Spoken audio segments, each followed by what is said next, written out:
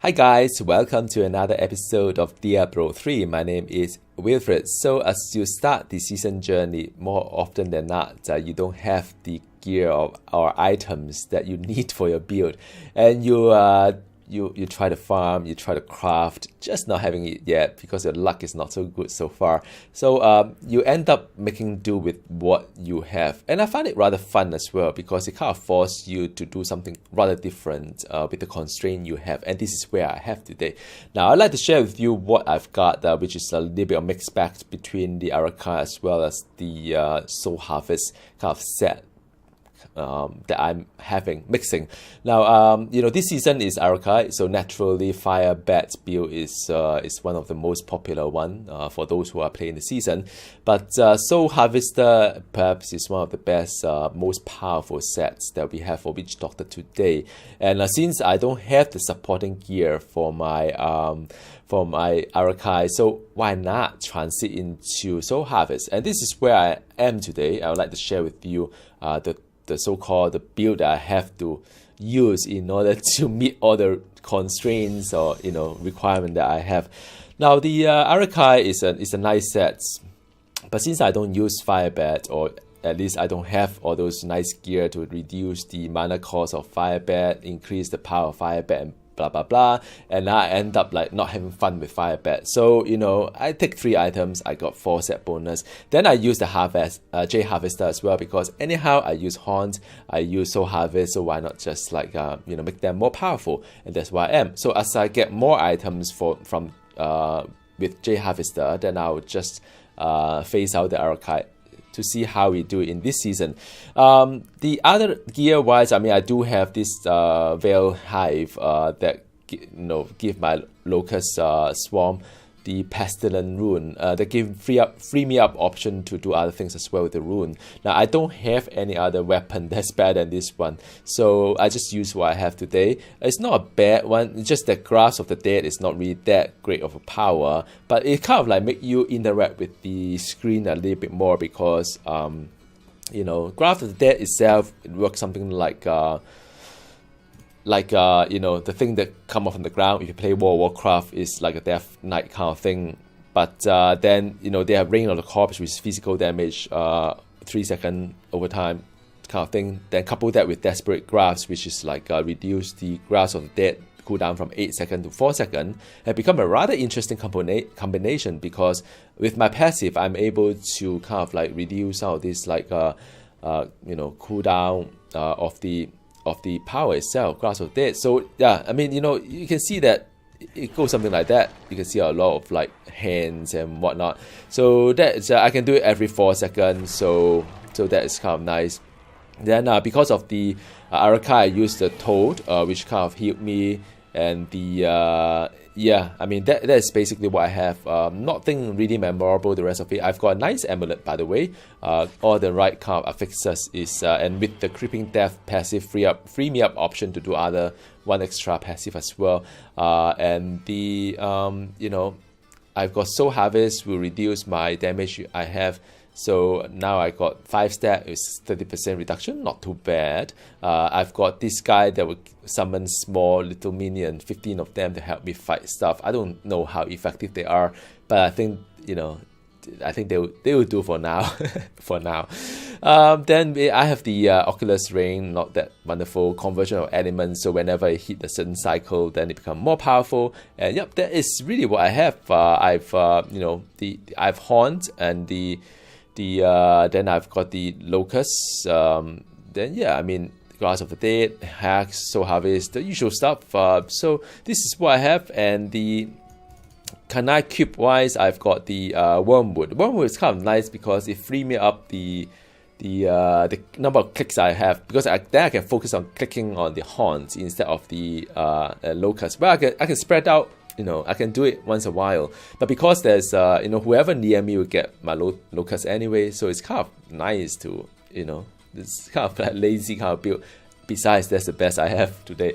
Then you have this, I don't even know how to pronounce it. It's Qzalcode, I don't know.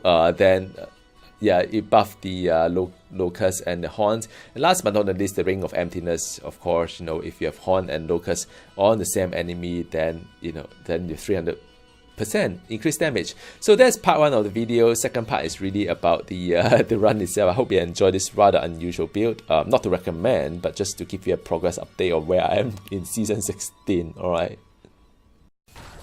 So this is part 2 of the video, sharing with you the gameplay of the what happened when you mix the Lucas with the Haunt and the Grass of the Dead with the 2 set Arachyr as well as the Jade Harvester. So I mean, you know, the gameplay is you know, somewhat like semi melee range with a lot of Haunts that you need to dodge across, with you know, the Locusts as well if they are not at the melee range, because I do have a weapon in the cube that will spread the Locusts anyway. So it's kind of interesting, and I got to cast the Grass of the Dead quite often, every 4 seconds or so, depending on like whether their target die nearby my area or not. But I could cast it quite often, the Grass of the Dead, and it's a poison kind of a rune.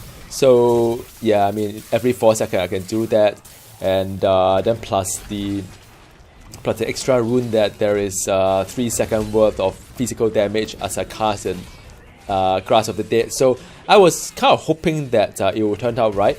To master this build though, it took me a while because it's quite hectic. Just to walk through a little bit with you, I put the hacks anytime I can to help me crowd control as well as do extra well, I mean, you know, extra mitigation of damage. Then I have the Soul Harvest as well, which increase my armor, and basically my Soul Harvest has all the runes given to me thanks to the Jade Harvester set. Then I have the Grass of the Dead that I need to cast every so often. On top of that, I need to somehow, you know, do all the Haunts as well as the Lucas Swarm. So it is a very engaging build, not at all like just spam stuff. And the Grass of the Dead have to land on the right kind of like target as well. So yeah, I mean, I kind of like it, a little bit different from what I would have played anyway for the Arachyr. So now I'm not like entirely new to the Arachyr kind of like Firebat build, because the first season that I participated, when I played the Necromancer, I was so into Diablo that I wrote a Witch Doctor, because Necromancer has pets and Witch Doctor also have pets, right? So I ended up playing a little bit of Firebat. Didn't go too far, but I wasn't new to the whole Firebat kind of gameplay, so I needed something different. And the good thing about playing the challenge Rift was that it opened up my like horizon, as in like, you know, you could play a little bit of Jade Harvester gameplay as well, and that turns out quite interesting to just learn another build in a different way. So like same as this build, I still haven't really mastered it yet, but it's kind of interesting. I mean, you know, to play something different here. Now the is there any future at all? Because now it's just a low rift, right? I always try to get to 85 at least Greater Rift in any given season, given the time that I have. I don't really have a lot of time playing games, like I said before. So I usually go for 85, and if my build is good, I'll go for 90 plus kind of thing. But you know, this particular build, I don't think there is it's possible to go any further. Reason being, as you can see in the latest patch, right, they buffed the set bonus a lot, the last set bonus, like the 6th set bonus. So, you know, if I'm using the Grandeur kind of like buff, I could have 2 set bonus from the Arachyr set, and another 2 set bonus from the Jade Harvester. But I don't think, you know, sacrificing a 6 set bonus is something that we could do, my personal opinion, because they buffed the last set bonus so much in most of the build out there. It is almost mandatory to use it. So while it is fun to level, but I'm highly doubt that there is any any future in this one. I could do a, there's another one, I think it's Romancy, another kind of like a witch doctor set, which give you a little bit more option. I think they have an offhand as well as ring as well. That could mean that I could have 6 set bonus in one of the set, and then plus another 2 from Zeromancy or whatever. But I also look into it. It doesn't really synergize with the existing one, so I don't know. I may because the build that I'm doing is not pet build. By the way, I was quite worried about this boss. Blighter is always the hardest, in my opinion, for all the bosses that we have. So yeah, I mean, I think I have fun with this build. It's something that I could carry it forward until I get a whole set of Jade Harvester and have the weapon. I think it's called Soul Harvester weapon. So I don't have those things yet, but I think once I have those items, then then I'll have more options, and I'll transit into the more like a high rift kind of like a build. But meanwhile, just for fun, using what I have, and for this season's been interesting.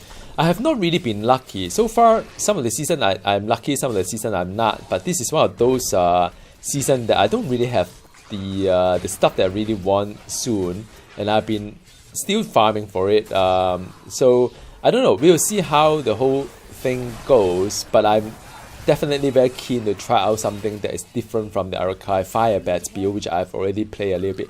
By the way, looking at this video is kind of exciting because you get like three group of mobs, and oh yeah. So one thing I'd like to highlight is that a lot of time when you play Diablo, you look at the difficulty, some high, some low. But the good thing about Diablo 3, at least in my opinion, is that you can always find a difficulty that suits you. I mean, even as I play this one here with the so-called build that I have that is less optimal based on the gear that I have, I'm having a lot of fun because it's challenging. It's play almost like a rift, like a 90 rift that I used to play as well when I was having a really high level character. So the challenge definitely is there, the fun definitely is there, and that's the reason why I continue to play Diablo 3 as well. Mainly because you could pick a difficulty that suits your current state of the character, be as the build that you're experimenting, or some gear that you are still farming. You can always find something that is challenging to play, something to pay for. I'm still leveling up my legendary gem, so Greater Rift 45 is something that quite nice for me. I just need to get 3 gem to 35, I think, so I can get the season journey, another checkbox done. So yeah, so that is it, and this is the last part of the video on the Rift Guardian. So do let me know what build are you playing right now, and what kind of weird stuff, weird build that you are experimenting. I'm always keen to hear that, just something different from all the so-called top build out there. So I hope you enjoyed this video, rather short, but as and when I have some good progress, I'll definitely share with you some crazy idea. So by the way, I've got the one hand for my follower, so I'm quite happy about this run. See you next time. Goodbye.